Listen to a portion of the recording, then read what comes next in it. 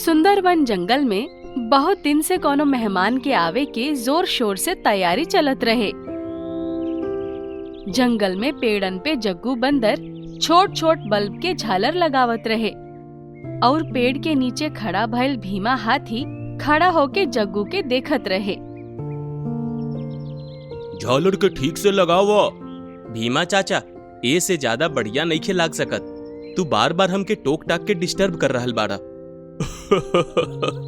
तो के पता बा कि हमनी के जंगल के राजा शेर सिंह ए मामला में कितना कठोर बाड़े?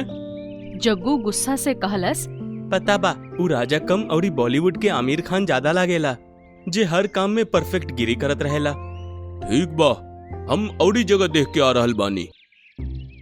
इतना कह के भीमा हाथी वहाँ से सीधा चीकू खरगोश और बिल्लू खरगोश के रेस्टोरेंट के लगे गईल। चीकू खरगोश, सब तैयारी हो गई ना?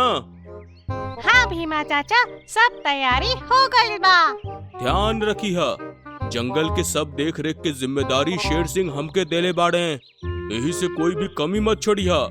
एगो बात समझ में नहीं आवत भीमा चाचा, आखिर ऐसन कौन मेहमान आ रहल बाड़े कि जंगल के राजा सारा जानवर के नाक में दम कर देले बा?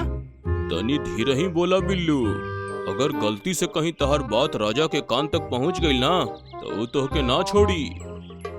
हमार मतलब वो मेहमान कहाँ से आवता?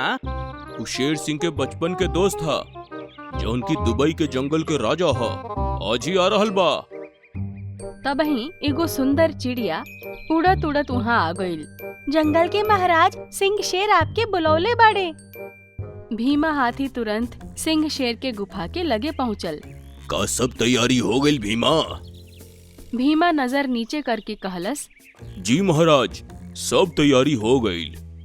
याद रखिया भीमा, जंगल के सजावट और खाए के जिम्मेदारी तोहके सौंप ले हई हम, तो कोई भी चीज की कमी ना होए के चाहिए। कुछ ही देर में सिंह शेर के दोस्त दुबई के शेर वहाँ आ गईल। ओहो हो, ओए होई, तू तो बड़ा कमजोर हो गई होती। ऐसन कोई बात नहीं है दोस्त, असल में अब हमार उम्र हो गई, यही से हम अपन बॉडी के मेंटेनेंस बना के चलीला। हम तो के देख के बहुत खुश होती, आखिर तू हमार बचपन के दोस्त न होती। सिंह शेर अपन दोस्त के जुबान में ही ओकरा से कहलस, हमहू तो तहार बहुत दिन से इंतजार करती। अब हम तो के अपन जंगल घुमा दी। इतना कह के सिंह शेर अपन दोस्त के साथे वहाँ से चल गईल और शाम तक अपन जंगल घुमावत घुमावत ओकरा के खियावत पियावत रहल। थक के जब वो दोनों एगो पेड़ के नीचे बैठ के आराम करत रहन सा, तबही दुबई के शेर कहलस, हमके तहर जंगल बहुत पसंद आती दोस्त, यहाँ के खानवा भी बहुत लाजवाब होती। तबही एगो मधुमक्खी दुबई के शेर के कान के लगे आके भिन भिन करे लागल। सिंह शेर, ई मधुमक्खी के होती हो? हमरा ही महसूस होती कि जब से हम यहाँ आती, ई तब से ही हमरा कनवा में भन भन आती। कहीं कौनो जासूस तो नहीं खे ना?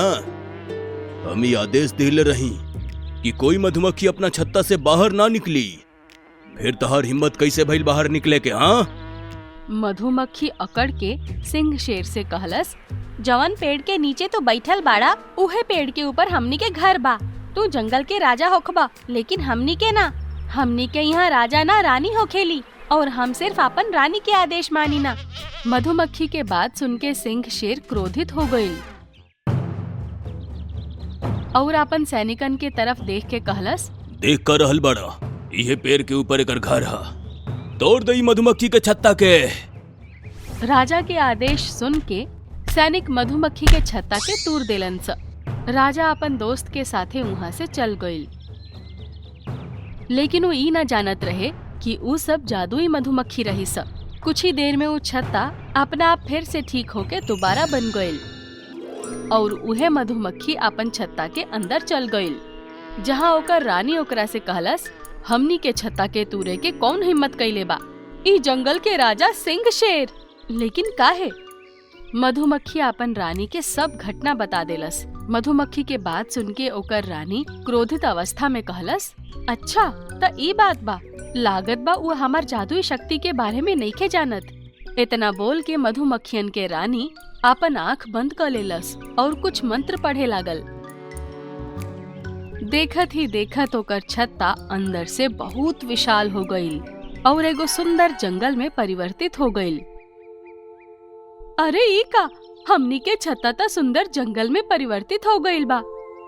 अब ई जंगल में उस सिंह शेर के सब जानवर रही हंसा और ओकर दुबई के दोस्त ई जंगल के जेल में रही। लेकिन ओकर जंगल के जानवर हमनी के छत्ता के जंगल में कैसे आई हंसा? वो अपना आप आ जाई हंसा। तभी धीरे धीरे करके सिंह शेर के जंगल के जानवर गायब होखे लगलन सा। कौनो जंगली जानवर गायब होखत रहे तो वो अपना आप के छत्ता के अंदर सुंदर जंगल में पावत रहे। अपना आप के सुंदर जंगल में पाके भीमा हाथी जग्गू बंदर से कहलस, ई कैसन चमत्कार है जग्गू? ई कैसन जंगल में आ गई नी? ई जंगल तो बहुत सुंदर है। तू शायद अभी ठीक से देखला ना भीमा चाचा। सिर्फ हम ही दोनों ना, बल्कि हमनी के जंगल के सब जानवर ई जंगल में अपने आप आ गईले और इस सब कोई हैरत से जंगल के देख रहल बा। तभी मधुमक्खियन के रानी उड़ के उ दोनों के लगे आके कहलस, आज से तू सब ई जंगल में रहबा जा और ई जंगल में तोहनी के कौनो शेर राजा न होखी। अगर जंगल के राजा शेर ना होई तो के होई? ई छत्ता के अंदर ये विशाल जंगल के रानी हम हैं और आज से तू सबके हमार ही आदेश माने के पड़ी। इन्हें दुबई के शेर अपन दोस्त सिंह शेर से बात करत रहे कि अचानक दुबई के शेर बात करत करत ही वहाँ से गायब हो गई। अरे ये कैसे भइल? हमारी दोस्त कहाँ गई? सिंह शेर अपन दोस्त के पूरा जंगल में तलाश करे लागल, पर ऊ देखलस कि ओकर पूरा जंगल खाली हो चुकल बा। थक हार के सिंह शेर एगो पेड़ के नीचे उदास होके बैठ गईल और खुद से कहलस, आखिर हमरा जंगल के सब जानवर गईले कहाँ? और ये हमार दोस्त भी अचानक गायब हो गई? ऐसन कैसे हो सकेला? तभी उहे मधुमक्खी सिंह शेर के लगे आके हंस के कहलस, कैसन लागत अब? ऊ जैसे ही पेड़ के ऊपर नजर मरलस तो ओकरा उहे छत्ता नजर आइल जौन ऊ कुछो देर पहले तुरवा देले रहे। ई छत्ता तो हमार सैनिक तुरले रहले ना, ये दोबारा कैसे बन गईल? तू शायद हमनी के न जानेला, हमनी के जादुई मधुमक्खी हई जा। समझ गई नी? एकर मतलब हमार जंगल के सब जानवर और हमार दोस्त के गायब करे में तहरे हाथ बा। चुपचाप हमार दोस्त और जंगल के सब जानवर के वापस कर दा। वो तो संभव नहीं खे, एकरा खाती तो तहरा के हमार रानी से बात करे के पड़ी।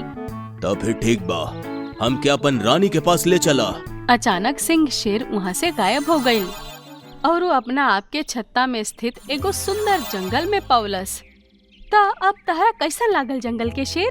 तभी सिंह शेर के कान में ओकर दोस्त के आवाज टकराइल जौन पिंजरा में बंद रहे। हाय हाय, हमके यकीन रहे कि तू एजा जरूर आती और हमके छुड़ाती। सिंह शेर मधुमक्खियन के रानी से कहलस, हमसे और हमार दोस्त से गलती हो गई। हमके और हमार जंगल वासी के यहाँ से जायदा, हम अपन गलती के माफी मांगतानी। ठीक बा, तू राजा होके हमरा से माफी मांगता रह तो हम तहरा के निराश न करम, पर अपन ताकत के कबो गलत इस्तेमाल ना करिह और केहू के कमजोर मत समझिह। इतना कह के रानी अपन आँख बंद कर लेलस और सब जानवर अपन जंगल में वापस आ गईलन स।